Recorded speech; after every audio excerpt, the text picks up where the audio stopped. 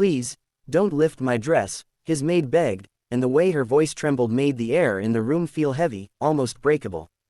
But Daniel Whitmore, exhausted single father and a man long accustomed to solving problems head-on, reached forward anyway, and froze at what he saw. Before we go any further, if you believe in kindness, second chances, and the power of compassion, take a moment right now to like this video, share it with someone who needs a reminder that humanity still exists, and subscribe to the channel. And tell us in the comments where you're watching from, your city, your country, because stories like this connect hearts across the world. Daniel Whitmore had not always been a suspicious man. Life had shaped him into one. At 38, he carried dark circles under his eyes and the permanent crease of worry between his brows. 3 years earlier, he had buried his wife, Margaret, after a brutal battle with cancer that left both him and their 5-year-old daughter, Lily, shattered in ways words could not fully express. Since then, Daniel had learned how to braid hair with trembling fingers, how to pack school lunches at dawn, how to sit outside a bedroom door listening to a child cry for her mother who wasn't coming back. He had learned to survive on 4 hours of sleep and cold coffee. But what he had never learned was how to trust easily again. When Amelia Carter first arrived at his doorstep, she looked far too young for the heavy responsibilities she claimed she could handle. She was 26, soft-spoken, with wary hazel eyes and hands that trembled slightly when she handed him her resume. There was something about her posture, guarded, almost apologetic, that made Daniel hesitate. But Lily, who had been hiding behind the couch, peeked out and stared at Amelia with curious innocence.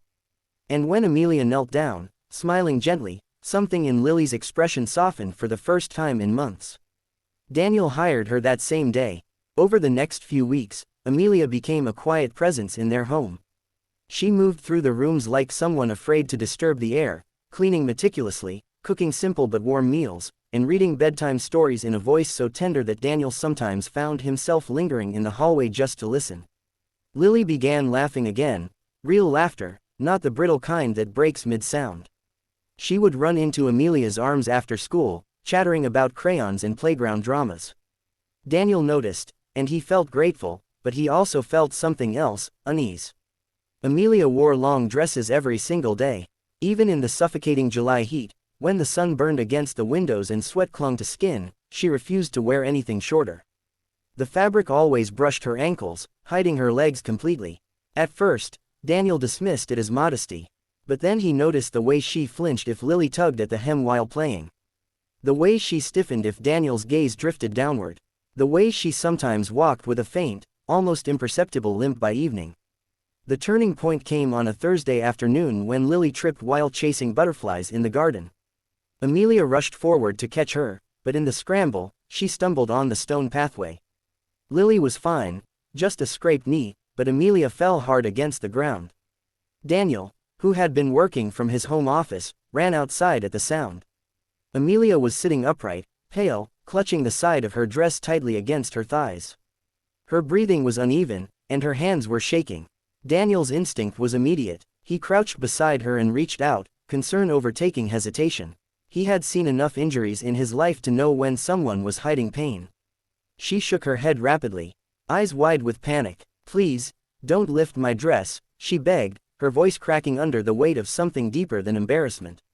But Daniel was already pulling at the fabric, not out of cruelty, not out of suspicion, but because he believed there might be a wound that needed urgent care. And then he saw. The world around him seemed to stop. Beneath the soft cotton, Amelia's legs were a map of scars, thick, jagged, merciless scars that ran from her upper thighs down to her calves. Some were old and silvery. Others were darker, newer. Burn marks twisted around her skin like cruel signatures. It wasn't one injury. It was a history of suffering etched permanently into her body. Daniel's breath caught in his throat.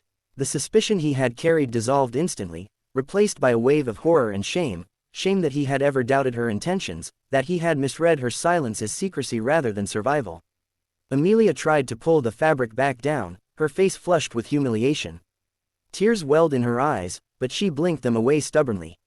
She looked like someone who had learned that crying rarely changed anything. In that moment, Daniel understood something he hadn't allowed himself to see before. The limp, the long dresses, the guarded posture, they were not secrets meant to deceive. They were armor. Over the next few days, the house felt different. Not tense, just aware.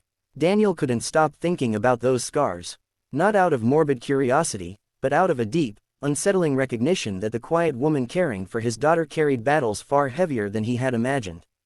Eventually, Amelia told him the truth. Years ago, she had been trapped in an abusive household. A stepfather whose anger was unpredictable and whose punishments were merciless. The burns were from a night when she had tried to protect her younger brother. The scars were the cost of defiance. She had escaped at 18 with nothing but a backpack and the determination to survive. Since then, she had worked relentlessly, building a life from the ashes of a childhood stolen too soon. She wore long dresses not out of modesty, but because the world had a cruel habit of staring. Daniel listened, his chest tight. He thought about Margaret, about how she had always told him that pain does not define a person, but resilience does. He realized that while he had been drowning in his own grief, he had almost overlooked the quiet heroism unfolding in his own home. Something shifted in him. For the first time since Margaret's death, Daniel felt his heart open not with romance, not with replacement, but with understanding. Amelia wasn't fragile, she was forged. She wasn't weak, she was surviving. And Lily, sweet, perceptive Lily, seemed to sense it too.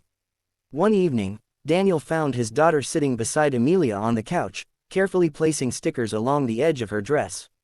Not on the scars, not intruding, just decorating the fabric with stars and hearts. It was a small, innocent gesture. But it felt like healing.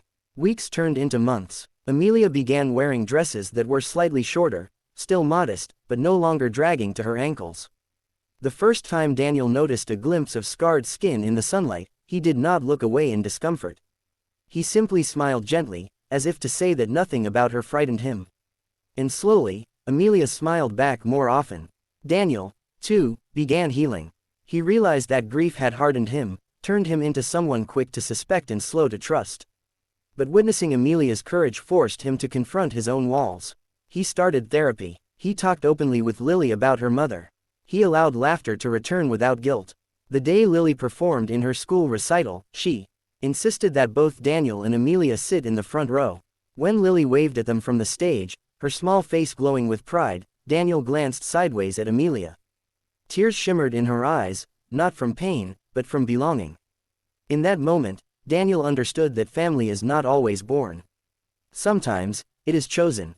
Sometimes, it is built quietly in kitchens and gardens and living rooms filled with second chances. And before this story comes to its close, I want to ask you something personal. If this journey of scars and healing has moved you even a little, take a second to write a comment about someone in your life who showed strength when they had every reason to give up. Your words might inspire someone reading them right now. Years later, when Lily was old enough to understand the meaning of scars, she once traced a careful finger along Amelia's leg and said that they looked like lightning, proof that she had survived the storm. Daniel never forgot that, because the day he lifted that dress, he thought he might find something shameful, something troubling. Instead, he found evidence of extraordinary resilience. He found the reminder that everyone carries invisible battles. And he found, unexpectedly, a new chapter of hope for his fractured little family.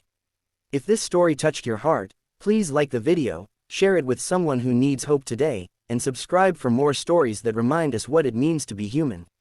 Your engagement helps these messages of compassion reach further than you can imagine. Daniel Whitmore had once frozen in shock at the sight of scars. But he learned that scars are not symbols of weakness. They are proof of survival. And sometimes, when we dare to look beyond our assumptions, we don't just see pain, we witness courage. And that changes everything.